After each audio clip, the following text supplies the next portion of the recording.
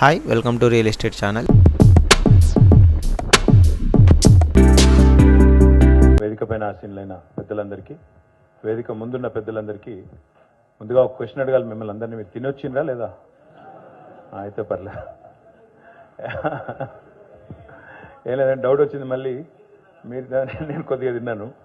మా మీటింగ్లో మధ్యలో ఎవరో బ్రెడ్ ఆమ్లెట్ తెస్తే తినొచ్చిన. 20 రోజులు ఇట్లే ఉంటుంది, నిద్ర ఉండదు, తిండి ఉండదు, ఒక మీటింగ్కి వెళ్ళి ఒక మీటింగ్కి.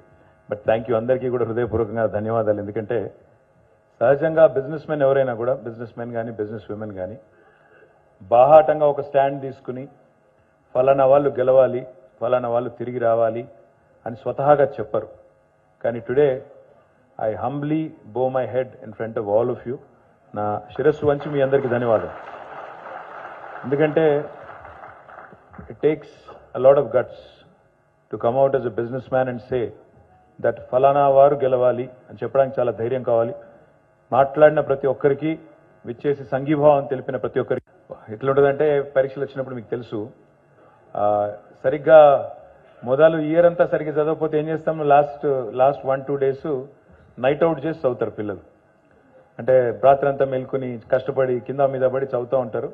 కరెక్ట్గా అక్కడ పోయిన తర్వాత మనం పత్రికల్లో క్వశ్చన్ పేపర్ చూడంగానే అప్పుడు నిద్ర వస్తుంటుంది. అట్లా ఆ టైప్లో ఉంటుంది అనమాట. కానీ అదృష్టవశాత్తు తెలంగాణ ప్రభుత్వం గత 9.5 ఏళ్లుగా పనిచేస్తూనే ఉంది, 9.5 ఏళ్లుగా ప్రిపేర్ అవుతూనే ఉంది. బాగా ప్రిపేర్డ్ ఉన్నాం కాబట్టి మాకే డౌటు లేదు. మళ్ళీ ఇదే హాల్లో డిసెంబర్ 1st weekలో తప్పకుండా విజయోత్సవ సభ కూడా చేసుకుందాం. I'm very confident with all of your blessings and all of your support will come back strongly. నాకే అనుమానం కూడా లేదు. అట్ ద సేమ్ టైం, సరే ఇక్కడ మీరు కొద్దిగా లొల్లి పెట్టకపోతే నాకు మాట్లాడుతున్నాను. ఇక్కడ మీరు మా చెవుల్లో మాట్లాడితే ఎట్లా? జర పక్కకు వచ్చేయండి, పక్కకు వచ్చేయండి సార్. మీకు పక్కనుంటే వాళ్ళు లొల్లి పెడుతున్నారు, నాకేమీ నడతలేదు, నేను డిస్టర్బ్ అవుతున్నాను. వీటికి వచ్చింది 9.5 ఏళ్ళు తెలంగాణలో ఏం జరిగింది, ఇవాళ నాకెందుకు ఓటేయాలి? ఇప్పుడు నాకు చల్లకొచ్చి ముంత దాచే అలవాటు లేదు. మీరు అన్నీ చెప్పినారు, ఇండస్ట్రీ సమస్యలు, దుర్గాప్రసాద్ గారు, ఇంకా ఇతర పెద్దలు పాశమైలారంలో, ఇంకా కొన్ని చోట్ల మేడం అయితే మోర్ ఇండస్ట్రియల్ ఎస్టేట్స్, ఇంకా ఒక వక్త ఎంఎస్ఎంఈ ఫోకస్ చేయండి, భాస్కర్ రెడ్డి గారు అనుకుంటా, ఫోకస్ చేయండి అని చెప్పారు. ఇవన్నీ కూడా నేను విన్నాను, నేను ఉంటాను. కానీ ఇప్పుడు మాత్రం December 3rd లోపల నేనేం చేయలేను. ఎందుకంటే ఐ మీన్ సస్పెండెడ్ యానిమేషన్. ఈ నిమిషానికి నేను అదేమంటారు, సుప్త చేతన అవస్థ అనేది అంటారు తెలుగులో, అందులో ఉన్నాను ప్రస్తుతం. ఎలక్షన్ ఆ అవస్థలో ఉన్నాం కాబట్టి, ఎన్నికల అవస్థలో ఉన్నాం కాబట్టి అప్పటిదాకా ఏం కాదు. You have to wait until December 3rd so that I can actually do something about it. But my department of course is working. Jayesh Ranjan is there. My entire team is working diligently. I'll certainly put in a word. I can tell them that I've received number of representations which need to be looked at, which need to be addressed, some ongoing issues that need to be started.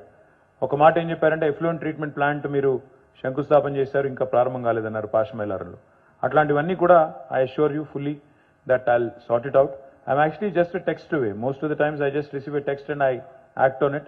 Next time you don't have to wait for a meeting to happen. All you can do is please send me a text message and I'm happy to follow up on that.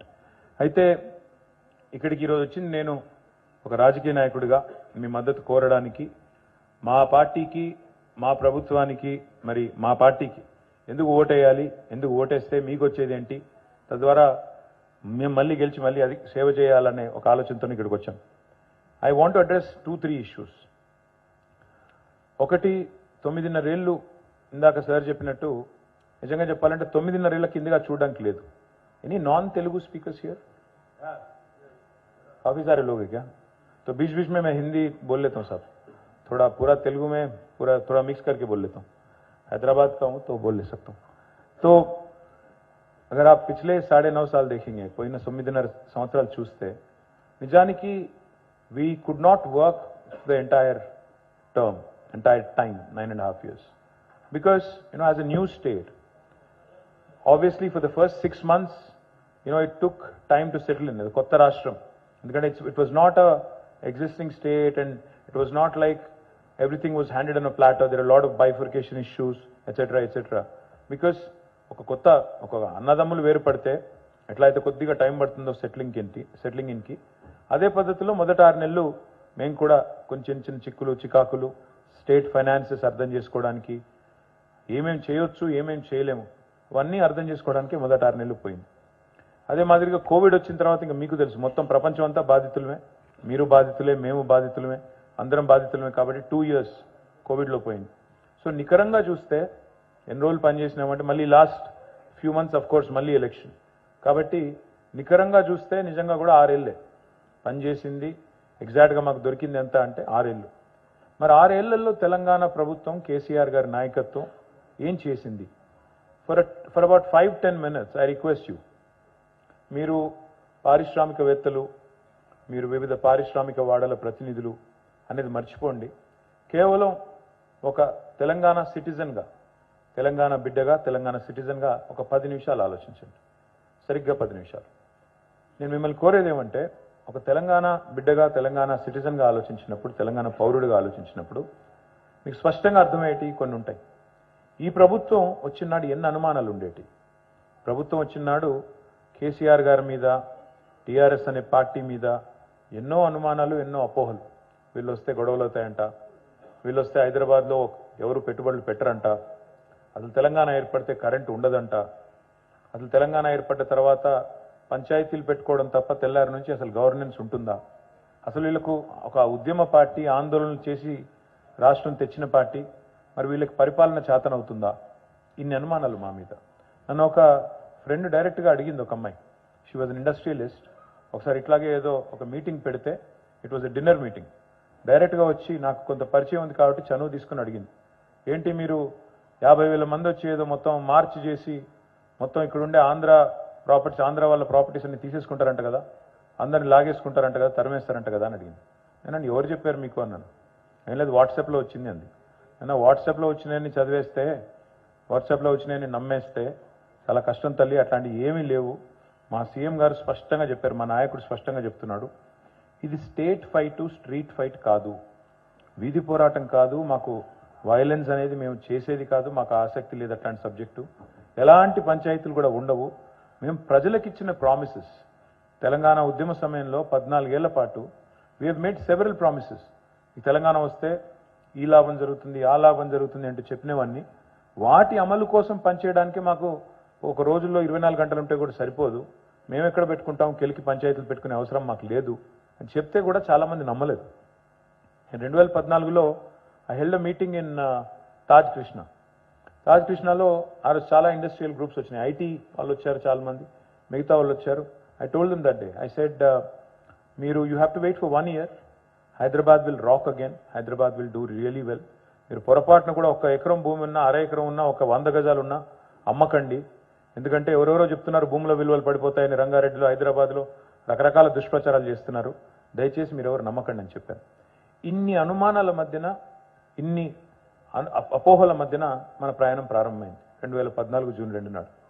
కానీ with in a short span, 6 నుంచి 9 నెలల లోపలనే విజయవంతంగా, ఆనాడు మీకు గుర్తుండాలి, ఒక వేరే హోటల్లో ముఖ్యమంత్రి గారు వివిధ ఇండస్ట్రీ అసోసియేషన్స్తో దాదాపు 7 గంటల పాటు సమావేశం పెట్టారు.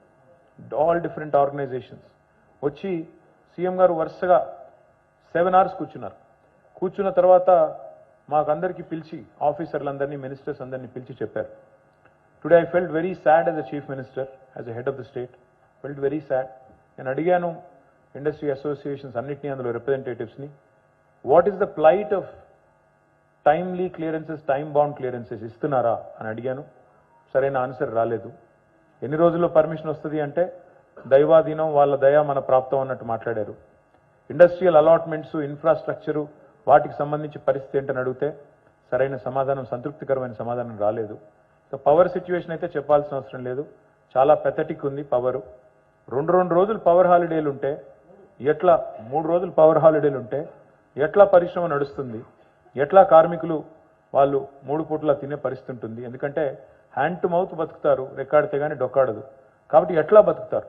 మోర్ దెన్ ద ఇండస్ట్రియలిస్ట్, వాళ్ళ మీద ఆధారపడ్డ వేలాది మంది కార్మికుల పరిస్థితి ఏంటి అని చాలా చాలా సీరియస్గా క్యాబినెట్లో మా అందరితో చర్చ పెట్టారు. ఫైనల్గా మాకు ఆ రోజు మాకు బాగా గుర్తున్న ఒక సన్నివేశం, జయేష్ రంజన్ గారు 2-3 సందర్భాల్లో చెప్పారు, మీకు కూడా గుర్తున్నారు. అందరి ముందు అడిగారు ఆ రోజు కేసీఆర్ గారు. అప్పుడు industry special chief secretary was Pradeep Chandra, అప్పుడు జయేష్ గారు కమిషనర్ ఆఫ్ ఇండస్ట్రీస్ ఉండేది. అందరి ముందు అడిగారు, ఈ సెడ్ ఈ టైమ్లీ క్లియరెన్సెస్ లేకపోవడం ఏంటి అని అడిగారు. అడిగితే వాళ్ళు లేదు సార్ టైమ్లీ ఉంది, సింగిల్ విండో ఉంది అదే అని వాళ్ళు కూడా చెప్పారు. చెప్తే ముఖ్యమంత్రి గారు అడిగిన మాట నా మనసులోంచి ఇంకా పోవట్లేదు. అసలు why should the government give a permission అని అడిగారు. ఇండస్ట్రీ అసలు ఎందుకు అప్లై చేసుకోవాలి, మనం పర్మిషన్ ఎందుకు ఇవ్వాలి అది చెప్పండి మీరు అన్నారు. వాళ్ళు ఎదురు కూర్చున్న వాళ్ళు ఒక 10 నిమిషాలు బిత్తరపోయారు. ఎందుకంటే ఒక ముఖ్యమంత్రి సడన్గా ఇదివరకు 50 ఏళ్ళు లైసెన్స్ రాజులో లైసెన్స్లు ఇవ్వడానికి అలవాటు పడ్డ ఐఏఎస్ అధికారులను పట్టుకొని ఐవరీ టవర్లో కూర్చుని మీ దగ్గరకు వచ్చి అయ్యా మహాప్రభు మీ అందరికి దండం అని చెప్పి బతిలాడించుకునే అధికారులను పట్టుకొని స్ట్రైట్గా అడిగిన మాట, ఎందుకు ఇవ్వాలి అసలు పర్మిషన్, ఎందుకు ఇవ్వాలి government, why should the government be in the business of giving a clearance at all అంటే అందరూ బుర్రగులు కొక్కున్నారు, నెత్తికొక్కున్నారు, ఎందుకు ఇవ్వాలి నిజంగానే. ఫైనల్గా ఒక ఆయన ఏదో లాజికల్గా ఆన్సర్ చెప్పారు, సార్ ఏదైనా ప్రమాదం జరిగితే ఎట్లా, ఎవరు జవాబుదారి అని అడిగారు. అడిగితే దాని మీద ఆల్మోస్ట్ ఒక గంటన్నర చర్చ జరిగింది. చివరికి ఆ రోజు తీసుకున్న నిర్ణయం ఏంటంటే let the industry avail self certification, స్వీయ ధృవీకరణ, సెల్ఫ్ సర్టిఫికేషన్ చేసుకొనివ్వండి. As long as I am in compliance with the law of the land, I am going to be a law abiding enterprise.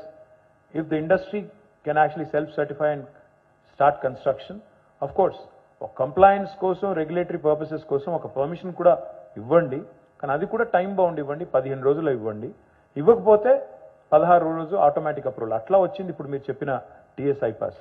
It did not come about just like that. It came out after your interaction. It came out because the Chief Minister was determined to make a change. It came out because the Chief Minister was hell-bent on making it easy for you to do business.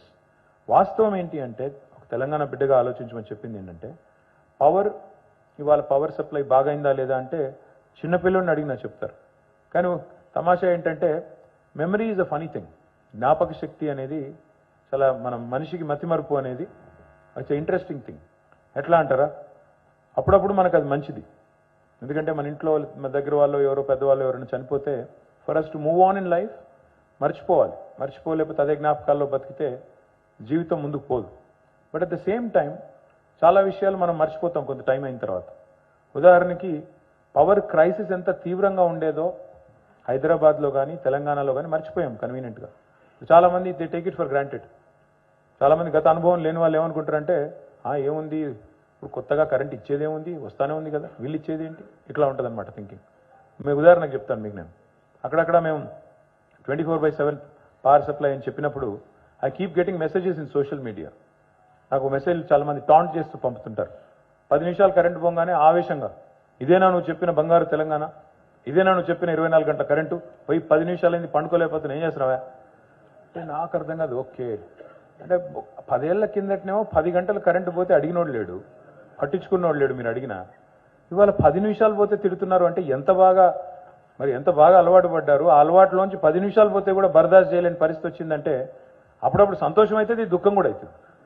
సంతోషం ఎందుకంటే at least the quality of power is improved, it's an indirect complement.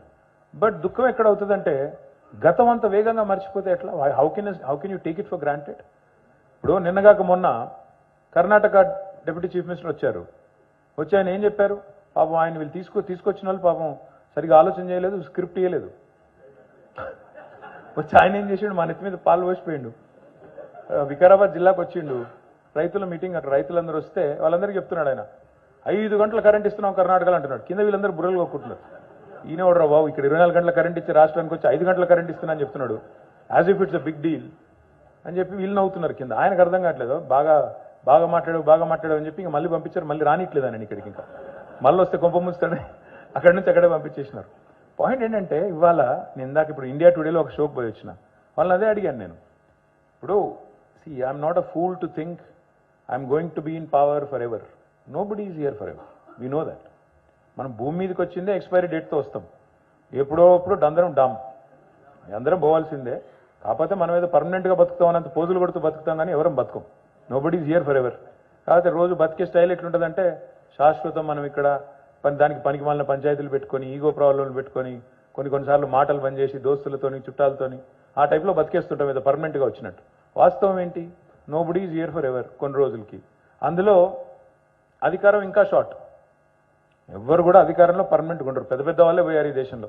Indira Gandhi ఓడిపోయింది, NT Ramarao ఓడిపోయారు. మేము అంతకంటే పెద్దవాళ్ళం అయితే కాదు. But పోవాలి, నాకు తెలుసు ఎప్పుడు దిగాలి. డెఫినెట్గా ఎప్పుడో ఒకప్పుడు అందరం దిగాల్సిందే. ఇందులో కూర్చున్న తర్వాత కుర్చీలో అందుకొని అక్కడ కూర్చోడానికి అది ఫెవికాల్ లేదు, ఫెవిక్విక్ లేదు. కాబట్టి 5 ఏళ్ళకి ఒకసారి మాకు పరీక్ష వస్తుంది, ఆ పరీక్ష పాస్ కావాలి, రెన్యువల్ కావాలి.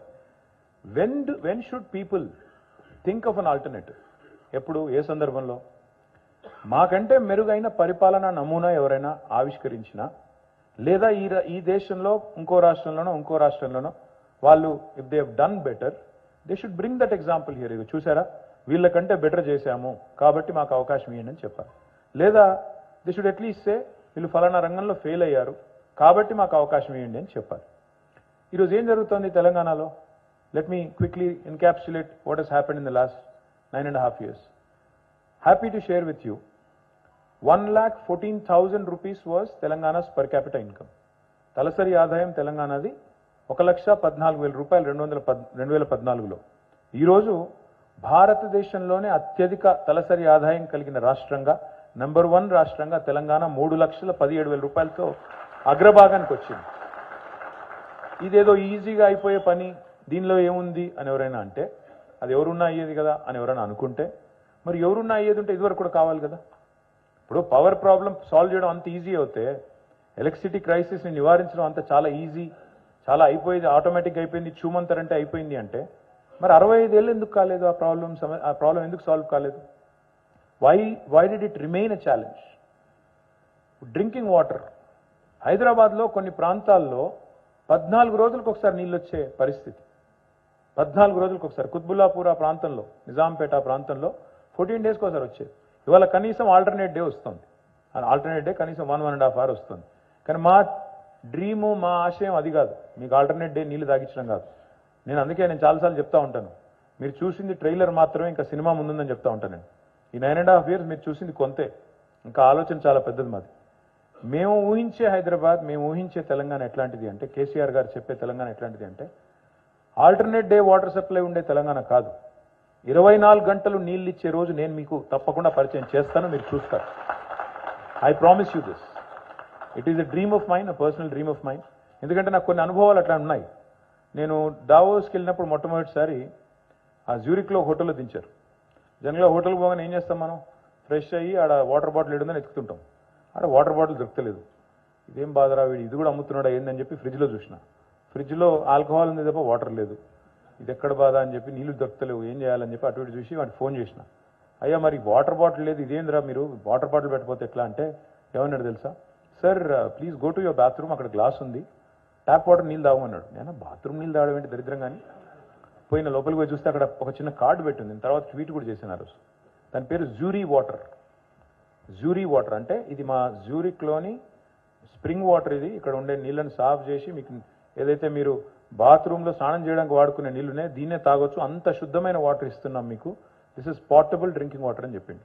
ఆ రోజు అనిపించింది నాకు, అంటే మనకు వాళ్ళకి తేడా ఏంటి, ఎక్కడున్నారు వాళ్ళు, ఎక్కడ మిగిలిపోయాం మనము అని ఆలోచిస్తే, tomorrow the Telangana that I would like to see, the Hyderabad I would like to see is the one where our children should feel safe and confident drinking that tap water, and that tap should be functional and it should be up and running 24/7. I'm not saying 2 ఏళ్లలో అయిపోద్ది 3 ఏళ్ళు అయిపోద్ది నేను cinema చూపెట్టను.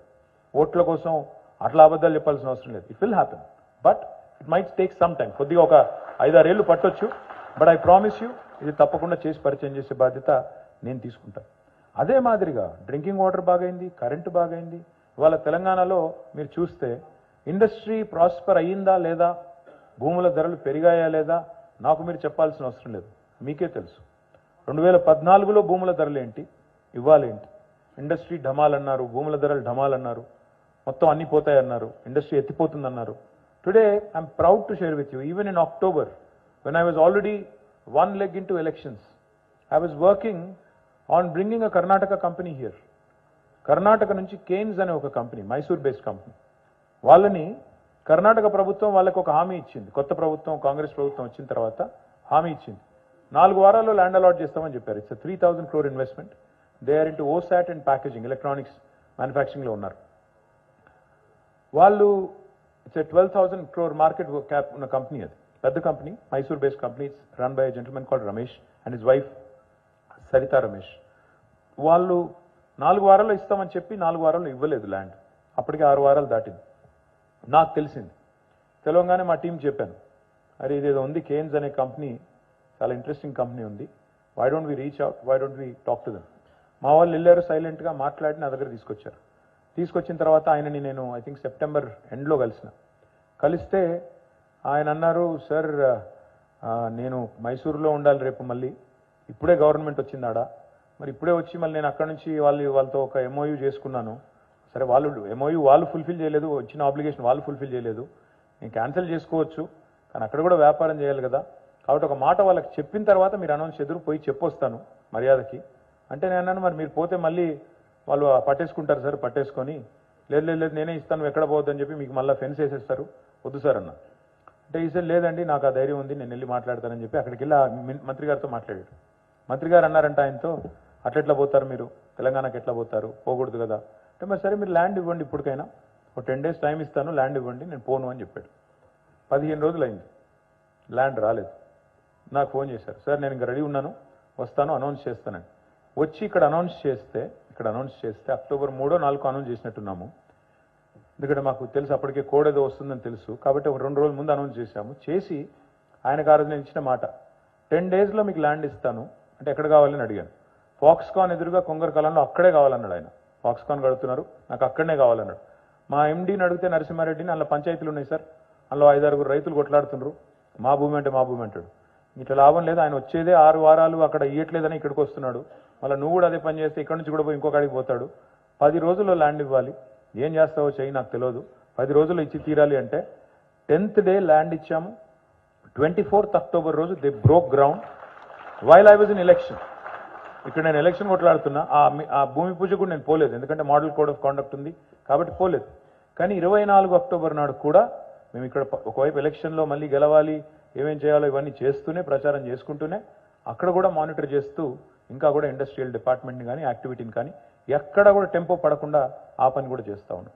అంటే the point I'm trying to make is, ఇవాళ ఇతర రాష్ట్రాల నుంచి కూడా ఇక్కడికి వచ్చి, కేరళ నుంచి, కర్ణాటక నుంచి, మహారాష్ట్ర నుంచి, గుజరాత్ నుంచి ఒక వెల్స్పన్ ఇవన్నీ వస్తున్నాయంటే ఒకే ఒక్క కారణం, stable government and able leadership. Stable government ఉండాలి, ఏబుల్ లీడర్షిప్ ఉండాలి, రెండు ముఖ్యం. ఎందుకంటే స్టెబిలిటీ లేదనుకోండి, వాళ్ళ మహారాష్ట్రలో ఏమవుతుంది, ఎవరు ఎప్పుడు ముఖ్యమంత్రో, ఎవడు ఎప్పుడు ఉప ముఖ్యమంత్రి అర్థం కావట్లేదు అక్కడ. ఇప్పుడు కర్ణాటకలో ఏ కుర్చీలో ఎవరు ఉంటారో, ఏ కుర్చీ ఎవరు లాగుతారో అర్థం కావట్లేదు. ఆయన ఆల్రెడీ ఒక ఆయన కన్నేస్తున్నాడు, దస్తీ వేస్తున్నాడు, ఇంకొక ఆయన ఆల్రెడీ రిసార్ట్ రాజకీయం మొదలుపెట్టాడు. బస్సులు పెట్టడం, రిసార్ట్ల చుట్టూ ఎమ్మెల్యేలు తిప్పడం, వాళ్ళకి బాగానే ఉంటుంది, ఇక్కడ వేరే వాళ్ళకి ఇబ్బంది అవుతుంటుంది. స్టెబిలిటీ అనేది లేకపోతే గవర్నమెంట్కి, ఆ కప్పల తక్కేలాగా ఒకరు పైకి పోతుంటే ఇంకొకరు లాగుతుంటే, మనం అన్నీ చూసాం ఇదివరకు. ఇదే రాష్ట్రంలో ఒకటే టర్మ్లో ముగ్గురు ముఖ్యమంత్రులు మారితే ఎట్లా అవుతుందండి పని? మళ్ళీ రెడ్ వచ్చే మొదలాడని సామెతుంది, మీకు తెలుసు అది. అంటే మొదటికెళ్ళి మళ్ళీ మొదలవుతుంది, కొత్త ఆయన రాగానే, కొత్త కృష్ణుడు రాగానే ఇంకోటి మొదలవుతుంది.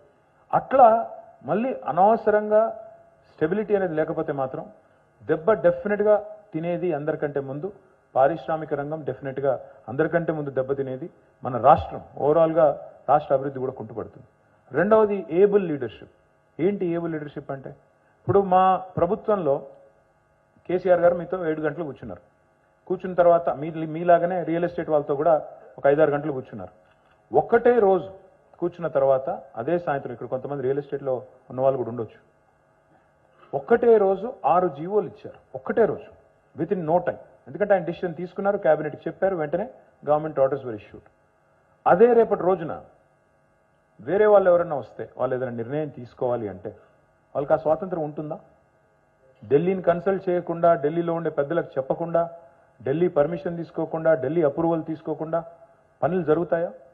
ఢిల్లీ వెళ్ళాలి, ఎక్కే విమానం, దిగే విమానం అన్నట్టు అక్కడ పోవాలి, అడగాలి, వాళ్ళని నొప్పించాలి, మెప్పించాలి, వాళ్ళకి ఇవ్వాల్సిన యామ్యామ్యా ఇవ్వాలి, ఇవ్వకపోతే పనులు కావు. ఇవాళ తెలంగాణ ప్రభుత్వం వచ్చిన తర్వాత మీరందరూ నాకు చెప్పాల్సిన పని లేదు, మీరు ఇంకొకటి చెప్పాల్సిన పని లేదు. ఇవాళ corruption in clearances, corruption in any kind of approvals తగ్గిందా లేదా దయచేసి మీరే మీ గుండె మీద చేసుకొని ఆలోచించుకోండి. ఎందుకంటే ఈ ప్రభుత్వం వచ్చిన తర్వాత వీ హేవ్ మేడ్, ఇప్పుడే అన్నారు ఒక మాట, ఇందాక మాట్లాడిన ఒక వక్త, ఇదే గవర్నమెంట్ లేకముందు ఇదే ఆఫీసర్లు ఉండేది, కేసీఆర్ గారు లేకముందు సేమ్ అప్రూవల్స్కి, సేమ్ ప్రాసెసెస్కి టైం పట్టేది. మరి కేసీఆర్ వచ్చిన తర్వాత పని చేయించడం ఎట్లాగో తెలుసు కాబట్టి వ్యవస్థతో పని వేగంగా అవుతుందని చెప్పారు. All of these are in your practice. మీ అనుభవంలో, మీ ఎక్స్పీరియన్స్లో ఇవన్నీ ఈరోజు ఉన్నాయి. నేను మీ అందరితోని ప్రార్థించేది, కోరేది ఒకటే, స్టేబుల్ గవర్నమెంట్, టేబుల్ లీడర్షిప్ అనేది ఒక మన కోసమే కాదు, రాష్ట్రానికి అవసరం. ఇవాళ మీరు రాష్ట్రంలో ఉండే ఇతర పార్టీలు, వాళ్ళ నాయకత్వాలు, వాళ్ళ పెడబొబ్బలు, గావు కేకలు, ఢిల్లీ నుంచి, గుజరాత్ నుంచి వచ్చి మా మీద చేస్తున్న ఆరోపణలు ఇవన్నీ చూస్తూ ఉన్నారు. వాటి విషయంలో కూడా నేను మీకు కొంత స్పష్టత ఇవ్వాల్సిన అవసరం ఉందని నేను అనుకుంటా ఉన్నాను. ఏముంది, what are the charges on us today? ఏమంటున్నారు వచ్చి మమ్మల్ని? 2-3 విషయాలు రిపీటెడ్గా చెప్తారు. రాష్ట్రాన్ని అప్పుల పాలు చేశాడు కేసీఆర్ అని ఒక ఆయన అంటాడు. ఇవి వచ్చి ఒకటే అబద్ధాన్ని మళ్ళీ 10 సార్లు చెప్తే అది నిజమైపోతుంది అన్నట్టు చెప్పిందే చెప్పి చెప్పి చెప్పి చెప్పి they are trying to confuse people and they trying to make people think ఇదేదో అప్పుల పాలు చేసి అప్పుల ఊబిలో నెట్టేశారు కేసీఆర్ గారు, మళ్ళీ దివాలా తీస్తుంది రాష్ట్రం, ఎవడు కడతాడు అని మాట్లాడుతుంటారు కొంతమంది, మీరు చూస్తూ ఉన్నారు. I will only ask you to understand one simple thing. ఇప్పుడు మా జనరేషన్లో, మాకంటే ముందు జనరేషన్లో, మా పేరెంట్ జనరేషన్లో థింకింగ్ ఎట్లా ఉండేదండి? ఒక ప్రభుత్వ ఉద్యోగమో ప్రైవేట్ ఉద్యోగమో సంపాదిస్తే రిటైర్ అయ్యే నాటికి 58 ఏళ్లకో 59 ఏళ్లకో రిటైర్ అయ్యే నాటికి నాకంటూ ఒక ఇల్లు ఉండాలి, ఆ ఇల్లు కట్టుకోవాలి, ఒక ప్లాట్ కొనుక్కోవాలి, సేవింగ్స్ ఉండాలి, చేసుకొని ఒక్కొక్కటిగా మొత్తం ఇల్లు మొత్తం కట్టుకొని రిటైర్ అయిన రోజు ఆ ఇంట్లోకి పోవాలి, గృహప్రవేశం చేయాలి. అదే మాదిరిగా రిటైర్ అయిన రోజు నాకంటూ ఒక కారు ఉండాలి, నాకంటూ ఒక వెహికల్ ఉండాలి, ఈజీగా పెన్షనో గిన్షనో వస్తే నేను బతికేస్తాను. ఇది ఆ రోజు థింకింగ్. మరి ఈ రోజు ఎట్లా ఉందండి? ఈరోజు మీ అమ్మాయికో అబ్బాయికో ఒక ఐటీ ఉద్యోగమో లేకపోతే మీ ఇండస్ట్రీలో పనిచేయడానికి వచ్చినారనుకోండి, ఆర్ కొత్తగా పెళ్ళైంది అనుకోండి, what is the first thing they are doing? ఒక కారు కొంటారు. రెండో పని ఏం చేస్తారు? ఒక ఫ్లాట్ కొంటారు, ఇల్లు కొంటారు. మనమేమో ఆ తరంలో రిటైర్మెంట్ నాడు ఇల్లు గురించి ఆలోచిస్తే, మరి ఈ తరంలో జాబ్ ఎక్కిన మొదటి నెల ఇల్లు కొనడం, కారు కొనడం ఆలోచిస్తున్నారు. తేడా ఏంటి అంటే ఆ కన్జర్వేటివ్ మైండ్ సెట్ ఏదైతే ఉండేదో ఆనాడు, అప్పు చేయడం తప్పు, అప్పు చేసి ఇల్లు కొనడం తప్పు అనే థింకింగ్ ప్రజల్లో ఉండేది, సమాజంలో ఉండేది.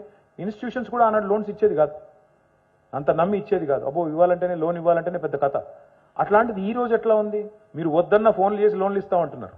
మీరు వద్దన్న ఫోన్ చేసి పర్సనల్ లోన్ ఇస్తాం, ఈ లోన్ ఇస్తాం, ఆ లోన్ ఇస్తాం. ఎందుకు చెప్తున్నా ఇదంతా అంటే, ఇవాళ కేసీఆర్ గారి ప్రభుత్వం ఇప్పుడు పవర్ క్రైసిస్ నివారించింది, పవర్ని బాగా సమృద్ధిగా ఇస్తోంది. మీకు తెలుసు ఎట్లా నివారించారు కేసీఆర్ గారు? ఉరికిన అయిపోయిందా? 7,000 మెగావాట్స్ నుంచి 24,000 మెగావాట్స్కి ఇన్స్టాల్డ్ కెపాసిటీ పెంచాలి. మరి ఏం చేయాలి? ఊరికైనా కాదు కదా, చూమంతరంటే కాదు కదా. We have taken a loan from power finance corporation, we have taken a loan from REC, తీసుకుని we have started large number of power projects. అల్టిమేట్గా ఏమవుతుంది దీనివల్ల? It's a productive investment, it's not a debt. It's a productive investment in a productive sector which is going to pay off. ఒక రూపాయి పెట్టుబడి పెడితే ఇంకో రూపాయి సంపాదించవచ్చు అనే కదా మీరందరూ కూడా అప్పు చేసేది, మీరందరూ కూడా బ్యాంకుల దగ్గర, ఫైనాన్షియల్ ఇన్స్టిట్యూషన్ల దగ్గర అప్పు తీసుకునేది. అప్పు తీసుకొచ్చి ఒకవేళ నేను మొత్తం పంచిపెట్టాను అనుకోండి, అది తప్పు. అప్పుడు మీరు తప్పు పట్టొచ్చు, అప్పుల పాలు చేశారని మాట్లాడచ్చు. అప్పు తీసుకొచ్చి మేము పెట్టింది ఎక్కడెక్కడ? పవర్ సెక్టర్లో, ఇంటింటికి నీళ్ళు ఇచ్చే డ్రింకింగ్ వాటర్లో. అది కూడా దానివల్ల కూడా హెల్త్ బర్డెన్ తగ్గుతుంది కదా, because 80% of the diseases are water borne diseases. దానివల్ల కూడా హెల్త్ ఎక్స్పెండిచర్ తగ్గుతుంది, స్టేట్ ఎక్స్చెకర్కి ఆ భారం తగ్గుతుంది. మూడవది ఇరిగేషన్ ప్రాజెక్టులు, నాలుగవది హెల్త్ ఇన్ఫ్రాస్ట్రక్చర్, ఐదవది ఎడ్యుకేషన్ ఇన్ఫ్రాస్ట్రక్చర్. ఈ ఇన్ఫ్రాస్ట్రక్చర్లో క్యాపిటల్ ఎక్స్పెండిచర్ మీదనే మేము అప్పు తెచ్చి పెట్టాము తప్ప, అంటే తిరిగి మళ్ళీ పెట్టుబడి రూపంలో మళ్ళీ తిరిగి రాష్ట్రానికి సంపద పునరుత్పత్తి చేసే రంగంలో పెట్టాము తప్ప అనుత్పాదక రంగంలో, నాన్ ప్రొడక్టివ్ సెక్టర్లో పెట్టలేదు. దయచేసి అది అర్థం చేసుకోవాలి. ఇంకొక మాట, today our debt GSDP ratio, because debt is eventually linked to the growth, our debt GSDP ratio is among the bottom 5 states in India. 28 రాష్ట్రాలు ఉంటే 28 రాష్ట్రాల్లో కింది నుంచి 5వ ర్యాంకులో 23వ ర్యాంకులో ఉన్నది తెలంగాణ డెట్ GSDP రేషియోలో. వీఆర్ ఎగ్జిబిటింగ్ ఫిస్కల్ ప్రూడెన్స్ చూపెడుతూనే FRBM రూల్స్కి అతిక్రమించకుండానే ఈ కార్యక్రమం చేస్తున్నాం. ఇంకొక మాట కూడా మీకు చెప్పాలి అప్పుల విషయంలో, so that you can discuss and debate in your family, in your circle, among your employees. Ivala the two most developed countries in the world evandi, America and Japan. America debt GDP ratio ento telusa meeku? 116%, if I remember correctly, subject to correction of course. Japan ento telusa debt GDP ratio? 200% పైన. భారతదేశాన్ని ఎంతో తెలుసా? 60%. తెలంగాణది ఎంతో తెలుసా? 25%. మరి అప్పుల పాలు చేశాడంటే మమ్మల్ని బీజేపీ వాళ్ళు తిరిగితే ఇంకా నాకు ఫనీ ఉంటుంది. ఎందుకంటే మోడీ గారి కంటే ముందు 14 మంది ప్రధానమంత్రులు పనిచేశారు భారతదేశానికి. అందరూ కలిసి సమిష్టిగా చేసిన అప్పు మోడీ గారి కంటే ముందు 14 మంది ప్రధానమంత్రులు. The total debt of the country, national debt, was 56 lakh crore. And one prime minister, 15th prime minister of India Narendra Modi single హ్యాండెడ్గా చేసిన అప్పు ఎంతో తెలుసా మీకు? 112 లక్షల కోట్లు. ఆ 14 మంది చేసిన దానికి రెట్టింపు అప్పు చేశారు. మరి ఆయన చేసిన తప్పేనా? మేము చేసిన తప్పైతే? My humble request to all of you is understand this in the current context, especially when you are making investments into productive sectors. రెండో మాట మమ్మల్ని రిపీటెడ్గా అనేది ఏంటి? మీరు కుటుంబ పాలన అంతా ఒక కుటుంబమే బాగుపడ్డది. ఇప్పుడు రాష్ట్రం తలసరి ఆదాయం 1,14,000 రూపాయల నుంచి 3,17,000 పెరిగితే ఒక కుటుంబమే బాగుపడిందండి. ఇక్కడ మీ కుటుంబాలన్నీ బాగుపడలేదా? మీ మీద ఆధారపడ్డ కార్మికుల కుటుంబాలు బాగుపడలేదా?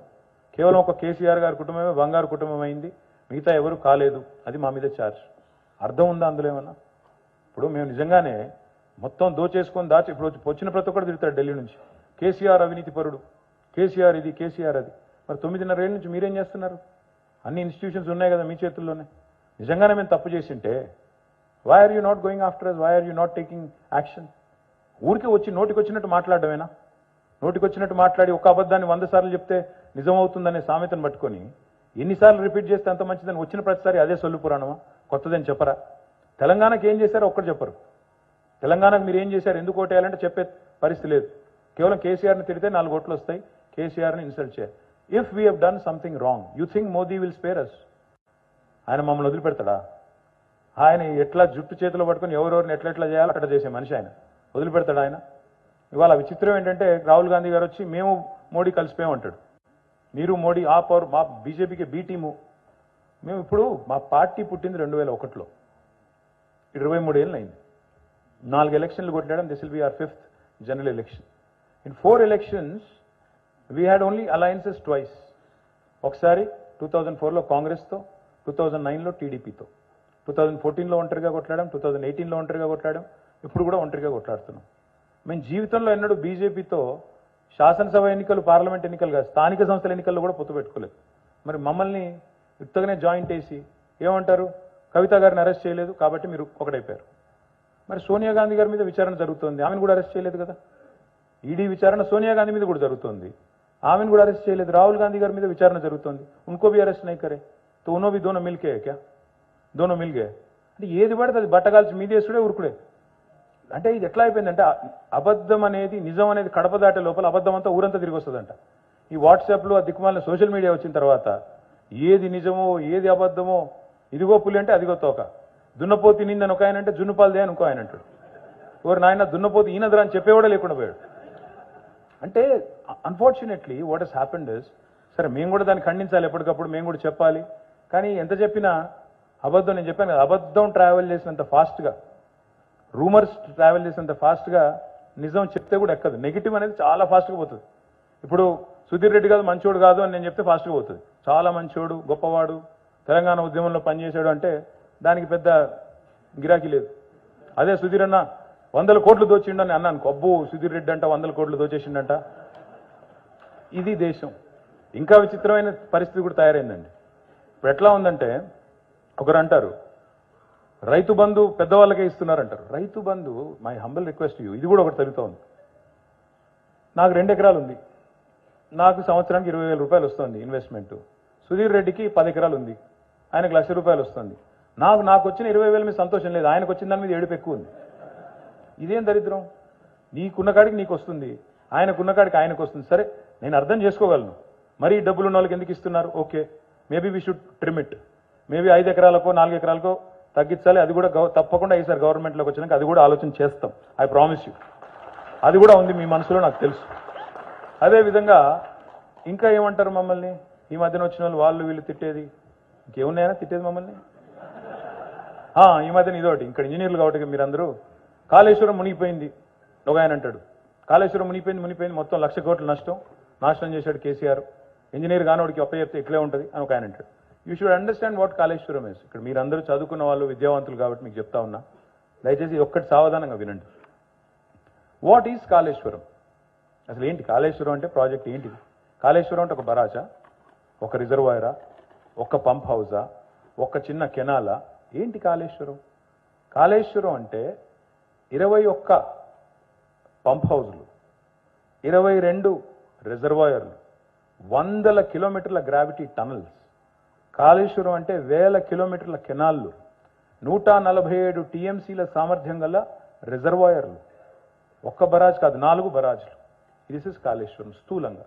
అసలు ఏంటి కాళేశ్వరం? ఎందుకు పెట్టారు కేసీఆర్? తెలంగాణ భూభాగం అర్థం చేసుకున్న వాళ్ళకి, తెలంగాణ జియోగ్రఫీ అర్థం చేసుకున్న వాళ్ళకి తెలుస్తుంది. లేని వాళ్ళకి ఒక నిమిషం నేను చెప్తాను. తెలంగాణ ఎట్లా ఉంటుందంటే భూభాగం చూస్తే మీరు, ఇట్ ఈస్ ఏటవాలుగా అండ్యులేటింగ్ టోపోగ్రఫీ ఉన్న ప్రాంతం తెలంగాణ.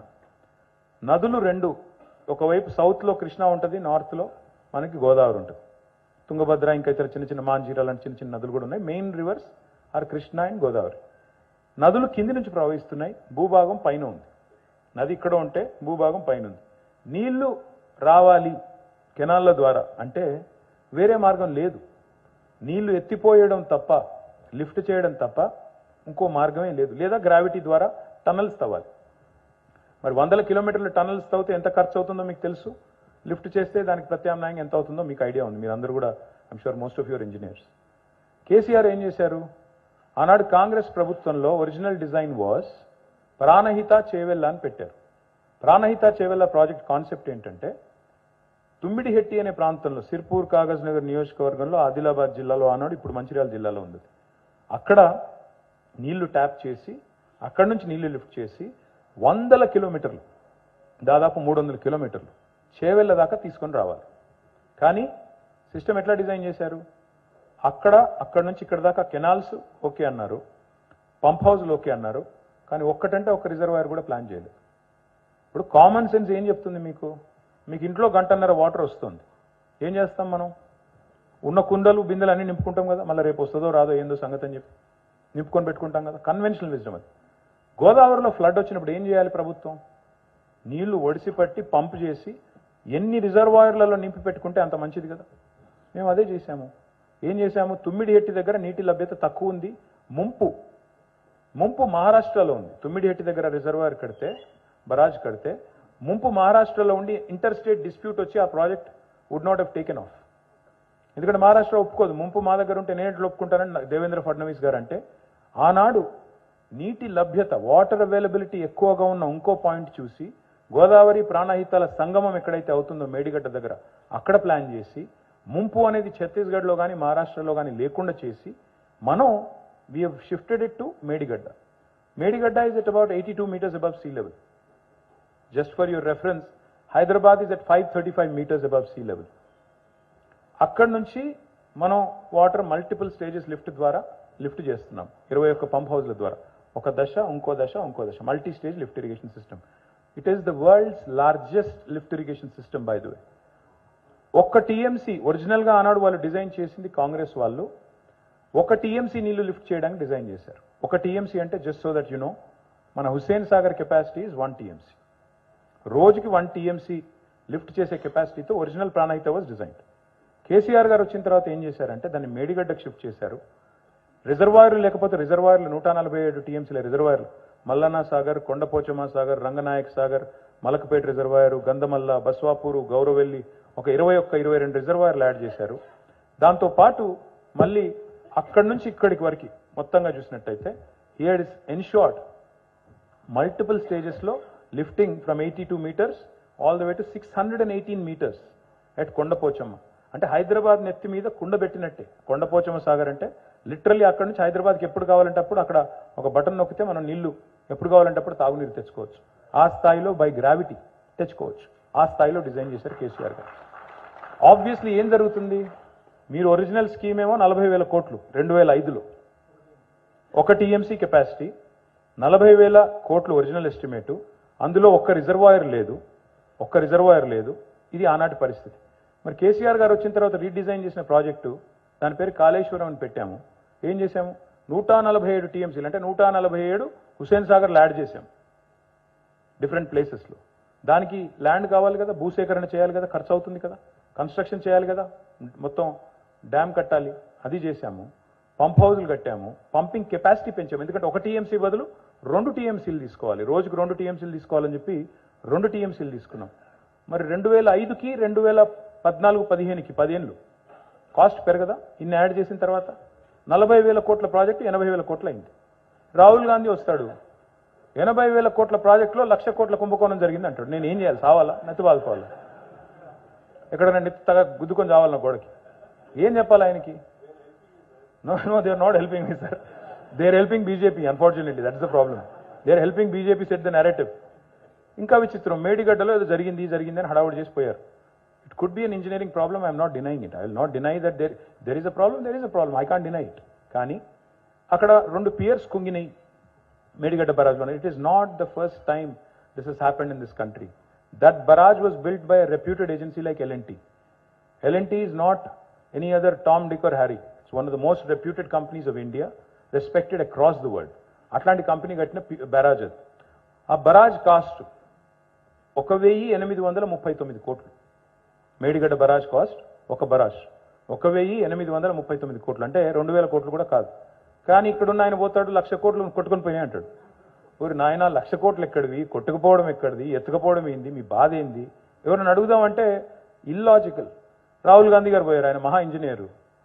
పోయి ఇప్పుడు మనం బ్రిడ్జ్ కడతామండి, బ్రిడ్జ్ కడతాము, కల్వర్ట్ కడతాం, ఏది కడతాం, బ్రిడ్జ్లో కాంట్రాక్షన్కి ఎక్స్పాన్షన్కి సమ్మర్కి హీట్కి కోల్డ్కి ఉండేటట్టు ఏం చేస్తాం? జాయింట్ పెడతాం కదా, ఎక్స్పాన్షన్ జాయింట్ పెడతామా? అక్కడ పోయి నిలబడ్డాడు ఈ మహానుభావుడు. ఇది క్రాక్ అంటాడు, మొత్తం బరాజ్ క్రాక్ వచ్చింది. ఆయన ట్విట్టర్లో పెట్టి సచ్చాడు. ఇది నేను చెప్పట్లేదు, ఐఎమ్ నాట్ జోకింగ్. నేను చూసి షాక్ అయ్యాను. ఊరు నాయన నిజంగా ఈ మనిషికి ఇంత కూడా తెలియదా అని. ఊరికేనా అన్నారు మరి ముద్దపప్పు అని. నేను ఏమంటున్నా అంటే ఎక్స్పాన్షన్ జాయింట్ని పట్టుకొని క్రాక్ అంటే నెత్తి ఎక్కడ కొట్టుకొని సావాలి మేము, చెప్పండి మీరు. ఇంకోటి నేను క్లియర్గా చెప్తాను, మీ అందరికీ అర్థం కావాలి, పత్రికల ద్వారా ప్రజలకు కూడా అర్థం కావాలి. అన్నారం పంప్ హౌస్ మునిగింది, ఒక 3-4 ఏళ్ల కిందట నీళ్ళు వచ్చినాయి, మునిగింది. మరి అట్లాంటి కాంగ్రెస్ కట్టిన శ్రీశైలంలోని జనరేటింగ్ స్టేషన్ కూడా మునిగింది. మేము కూడా అనొచ్చు, ఇప్పుడు కావాలంటే మస్తుగా మాట్లాడచ్చు, ఏముంది నోరే కదా. శ్రీశైలం జనరేటింగ్ స్టేషన్ కూడా మనం మునిగింది కదా ఒక సంవత్సరం కిందట. అది కూడా మరి మేము కట్టలేదు కదా, కాంగ్రెస్ కట్టింది కదా. అంటే ఆ కట్టింది కూడా ఒరిజినల్గా తప్ప. ప్రకాశం బరాజ్లో, ధవళేశ్వరం బరాజ్లో కూడా ఈ సమస్య వచ్చింది, మీకు తెలుసో లేదో. వెస్ట్ బెంగాల్లో ఫరక్కాలో వచ్చింది, నాగార్జున సాగర్లో వచ్చింది. ఒక దగ్గర కాదు సమస్యలు వచ్చినాయి, కడెంలో వచ్చింది. Engineering problems. ఇప్పుడు మనం ఇల్లు కడతామండి, ఇప్పుడు నేను చెప్తే మళ్ళీ కొంతమందికి ఓవర్ సింప్లిఫికేషన్ అనొచ్చు, కానీ ఇల్లు కడతాం, ఇల్లు పూర్తయింది, గృహప్రవేశం చేస్తాం, పూజా గీజా చేసి వెళ్ళిపోయాం, బ్యాండ్ బాజా భారత్. ఇది పైన లీకేజ్ స్టార్ట్ అయింది, వాటర్ ప్రూఫింగ్ సరిగ్గా చేయలేదు వాడు. ఏం చేయాలి నేను? మొత్తం ఇల్లు గుల్ల కొట్టాలనా? ఇదేం లాజిక్? మళ్ళీ పిలిచి మళ్ళీ వాటర్ ప్రూఫింగ్ చేస్తాం, మరి చేయరా సరిగ్గా చేయ వెదవా అని తిట్టి మళ్ళీ చేయిస్తాం. ఇప్పుడు మేమేం చేస్తున్నాము? ఎగ్జాక్ట్గా సేమ్ పని చేస్తున్నాం. ఆ బరాజ్ 5 సీజన్స్ని మిడ్ స్టాండ్ అయింది, Medigadda barrage. This is not the first year of Medigadda. ఆ barrage last year it withstood the highest flood in Godavari, 28 lakh cusecs flooding వస్తే కూడా దట్ బరాజ్ విత్స్టూడ్ ఇట్. ఈ సంవత్సరం ఏదో జరిగింది, ఏం జరిగింది అని తెలుసుకునే లోపలనే ఆయనేమో వచ్చి క్రాక్ అంటాడు జాయింట్ని చూసి, ఈయనేమో తెల్లారి ఎన్డీఎస్ఏ రిపోర్ట్ అని ఒకటి అనౌన్స్ చేస్తాడు, మొత్తం వేస్ట్, ఇంకా 3 బరాజులు కూలగొట్టాలి అర్జెంటుగా, మొత్తం నాశనం చేశారు ప్రజాధనం అని ఈయన అంటాడు. అంటే దున్నపోతు ఈయన ఆయన అనగానే ఈయన వచ్చి వెంటనే జున్నుపాలేవి, దుడ్డెట్లుంది, బాగుందా లేదా, అందంగా ఉందా లేదా అని ఈయన అంటాడు. లాజిక్. నేను ఇంకొక మాట అడుగుతున్నాండి, దయచేసి సీరియస్గా వినండి. 130 మంది చనిపోయారు మన గుజరాత్లో ఒక బ్రిడ్జ్ కొలాప్స్ అయ్యి, Morbi. Have you heard of a report? Have you heard of any action being taken? Did the chief minister take responsibility? Did the PWD minister take responsibility? Did engineering chief take responsibility?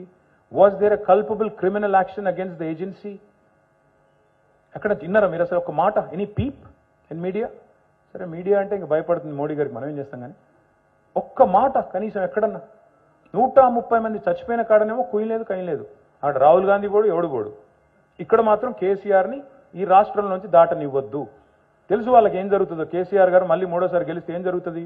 ఈయన ఊరుకునే type కాదు, మహారాష్ట్రకు పోతాడు, guarantee అక్కడ చిచ్చు పెడతాడు, ఈ 2 పార్టీలకి వీళ్ళ ప్రాస్పెక్ట్స్ దెబ్బ కొడతాడు, అక్కడ కూడా 10-15 ఎంపీలు గెలుస్తాడు, రేపు ఢిల్లీలో మళ్ళీ జెండా పాతుతాడు, పాతి మా సంగతి ఏంటో తెలుసు అంటాడు. ఇది వాళ్ళ బాధ. వీళ్ళ రాహుల్ గాంధీకి మోడీకి కోపం ఏంది అంటే, ఆయన వచ్చి ఈయన బీ టీం అంటాడు, ఈయన వచ్చి ఆయన బీ టీం అంటాడు. మేము ఎవరి బీ టీము కాదు, మేము తెలంగాణ ప్రజల ఏ టీం అంతే తప్ప మేము ఎవడి బీ టీం కాదు. మాకు ఆ కర్మ కూడా లేదు. As long as we are here to serve the people of Telangana. We are not here to be subordinates of either Rahul Gandhi or Narendra Modi. కొంతమంది అంటారు మమ్మల్ని, మీరు మోడీని వ్యతిరేకిస్తే మరి ఇండియా అలయన్స్లో ఎందుకు లేరు అంటే ఇండియా అలయన్స్లో ఉంటేనే మేము మోడీని వ్యతిరేకించినట్ట అంటే ఈ దేశం ఏంటి రాహుల్ గాంధీ క్యాంపు మోడీ క్యాంపు రెండుగా విభజించారా అది ఎప్పుడు జరిగింది అంటే దేశంలో మూడో మనిషి ఉండకూడదా మూడో పార్టీ ఉండకూడదా మేము వాళ్ళకో వీళ్ళకో వత్తాసు పలుకుతూ తోక పార్టీ కావాలా why is that there are 13 political parties in this country which are not aligned either to NDA or India so are all of them B teams ఆయన ఇంకొక మాట ये आदत पड़ गई इनको राहुल गांधी साहब को जाते वेस्ट बंगाल वहां बोलते दीदी को आप बीजेपी के बी टीम हो वहां से दिल्ली आते आगे बोलते अरविंद केजरीवाल तुम बीजेपी बी टीम वहां से जाते यहाँ पे क्या बेंगलुरु कुमार स्वामी तुम बीजेपी बी टीम वहां से सीधा इधर फ्लाइट लेकर हैदराबाद केसीआर तुम बीजेपी बी टीम ये क्या आदत है अगर आप में अगर वोट लेने की ताकत नहीं है अगर आप में दम नहीं है आपके प्रोग्राम में दम नहीं है तो हम क्या कर सकते हैं उसके लिए किसी को भी ऊपर भी कुछ भी करके ऐसे ही कुछ भी बोल दे के मैं सीधा पूछ रहा हूं अगर किसी को ना अरेस्ट करना हमारी समझौता की निशान है तो अरेस्ट तो आपको भी नहीं करे सोनिया मैडम को अरेस्ट नहीं करे आप पे भी कार्रवाई चल रही फिर आप भी बी टीम है उनके ये कहां की मैच फिक्सिंग है నేనేమంటున్నా అంటే ఈ ఆరోపణలు తప్ప ఈ పనికి మాలిన పసలేని ఆరోపణలు తప్ప let them compare as in any sector ఇప్పుడు మా పక్కనే కర్ణాటక ఉందండి 2014లో మనం ఇక్కడ వచ్చాం మీ దయతో మళ్ళీ 18లో మీరు గెలిపించారు మళ్ళీ ఇక్కడే ఉన్నాం 2013లో అక్కడ బీజేపీ గవర్నమెంట్ ఉండేది సారీ కాంగ్రెస్ గవర్నమెంట్ ఉండేది 18లో అక్కడ బీజేపీ గవర్నమెంట్ వచ్చింది రెండు ఇక్కడ మనం ఉన్నాం అక్కడ వాళ్ళు ఉన్నారు ఈ 10 ఏళ్ళు అక్కడ బీజేపీ కాంగ్రెస్ పర్ఫార్మెన్స్ చూడండి కర్ణాటకలో ఇక్కడ మా పర్ఫార్మెన్స్ చూడండి ఏ ఫీల్డ్ అయినా సరే ఎడ్యుకేషనా హెల్తా రూరల్ డెవలప్మెంటా అర్బన్ డెవలప్మెంటా ఐటీయా అగ్రికల్చరా యానిమల్ హస్బెండరీయా ఫిషరీసా ఎందులో చూద్దామో చెప్పండి హ్యాపీ టు కంపేర్ నేను అందుకే అన్నాను మాకంటే మెరుగైన పరిపాలన నమూనా ఉంటే ఆవిష్కరించండి చెప్పండి what have you done please show it to the people ఇవాళ today I'm proud standing here in front of all of you sorry I'm taking too long I'm proud I'm standing in front of all of you. We have surpassed Bangalore twice in a row. 2 సంవత్సరాలు technology job క్రియేషన్లో last year it was 33% of the total tech jobs. This is not my data. This is NASSCOM's data. We have crossed Bangalore for the first time in history last year. Out of the total jobs created in India, 450,000, 1,50,000 came from Hyderabad, 1,46,000 came from Bangalore. This year, it's 44% of the total jobs coming from our city, Hyderabad. Is it not growing? ఇవాళ హైదరాబాద్ పెరగట్లేదని ఎవరైనా అనగలరా ఒక రజనీకాంత్ వస్తారు ఆయనకు అర్థం అవుతుంది ఆయన చెప్తున్నాడు అరే హైదరాబాద్ చూస్తే కొన్ని ఏరియాలో న్యూయార్క్ లా ఉంది భయ అన్నాడు ఇక్కడ ఉన్న గజనీలకు మాత్రం అర్థం కాదు రజనీకి అర్థమైంది సన్నీ డియోల్ వస్తాడు ఆయన చూసి ముంబై నుంచి వచ్చి అరే క్యా खूबसूरत है आपका हैदराबाद में यहीं रहता हूं मेरे को भी मन कर रहा है यहाँ पे घर खरीद लेता हूं అని సన్నీ డియోల్ అంటాడు ఇక్కడ ఉన్న వాళ్ళకి అర్థం కాదు లయ అనే అమ్మాయి వచ్చింది ఈ మధ్యన యాక్టర్ ఒక అమ్మాయి ఇదివరకు తెలుగు సినిమాలో చేసేది ఆ అమ్మాయి యుఎస్లో ఉండి మళ్ళీ తిరిగి వచ్చి ఆ అమ్మాయి చెప్తోంది మనం నేను చూశాను వీడియో మా శాన్ ఫ్రాన్సిస్కో కంటే ఎల్ఏ కంటే హైదరాబాదే బాగుందండి అక్కడంతా పాతబడ్డాయి బిల్డింగ్లు కొత్తగా ఉన్నాయి మంచిగా ఉన్నాయని చెప్తుంది ఇక్కడ ఉన్న వాళ్ళకేమో అర్థం కాదు we tend to take things for granted ఇవాళ హైదరాబాద్ నిజంగా ముందుకు పోతున్న మాట వాస్తవం కాదా హైదరాబాద్లో ఉపాధి అవకాశాలు మెరుగైన మాట వాస్తవం కాదా తెలంగాణలో కేసీఆర్ గారి గవర్నమెంట్లో ఇవాళ ఆల్రౌండ్ డెవలప్మెంట్ ఉన్న మాట వాస్తవం కాదా మన growth rate highest in the country అనేది వాస్తవం కాదా పర్ క్యాపిటల్ హైయెస్ట్ అనేది వాస్తవం కాదా వెల్ఫేర్ డెవలప్మెంట్ అద్భుతంగా కంబైన్ చేసి నడుపుతున్న మాట వాస్తవం కాదా అందుకే నేను చివరిగా మీకు చెప్పేది ఒకటే చాలాసార్లు మనుషులు మన మధ్యలో ఉన్నప్పుడు వాళ్ళ విలువ తెలియదు కొన్ని ఇన్స్టిట్యూషన్స్ బాగా నడుస్తున్నప్పుడు వాటి విలువ మనకు అర్థం కాదు కరోనా వచ్చేంత వరకు మనకు కూడా తెలియలేదు నార్మల్ జీవితం యొక్క విలువ ఏంటో కరోనా వచ్చిన తర్వాతే తెలిసింది ఇంట్లో 24 గంటలు బలవంతంగా కూర్చోవలసి వస్తే ఎట్లుంటుందో అందరికీ తెలిసి వచ్చింది అప్పుడే అట్లాగే కేసీఆర్ గారు కూడా ఎట్లాంటోడు అంటే మీ జేబులో ఉన్న 100 రూపాయల నోట్లు అంటాడు జేబులో ఉండే ఖడక్ 100 రూపాయల నోట్ కేసీఆర్ గారు ఆ 100 రూపాయల నోట్ పెట్టుకొని మీరు నడుచుకుంటూ పోతుంటే రోడ్డు మీద ఒక చిల్లర రూపాయి కనబడింది అనుకోండి దానికోసం వంగితే ఏమవుతుంది ఇది పోతుంది అది పోతుంది నా రిక్వెస్ట్ ఏంటంటే అట్లాంటి 100 రూపాయల నోట్ పోగొట్టుకోకండి కేసీఆర్ గారి గవర్నమెంట్ని తిరిగి తీసుకొని రండి బాధ్యత తీసుకోండి రాబోయే 4 రోజులు దయచేసి 4 రోజులు లేదనుకుంటా ఇంకా రాబోయే 20 రోజులు దయచేసి మీరందరూ కూడా మా కోసం కొద్దిగా ఎఫర్ట్ పెట్టండి please talk to your colleagues your family your friends your workers everybody make sure they vote for us and make sure we come back and then we can celebrate here on December 8th. Thank you. Jai Telangana. Thank you sir. మా ఎంఎస్ఎంఈల slogan ఏంటంటే మీ వెంటే మేముంటాం, మీతో కొట్లాడుతాం, మా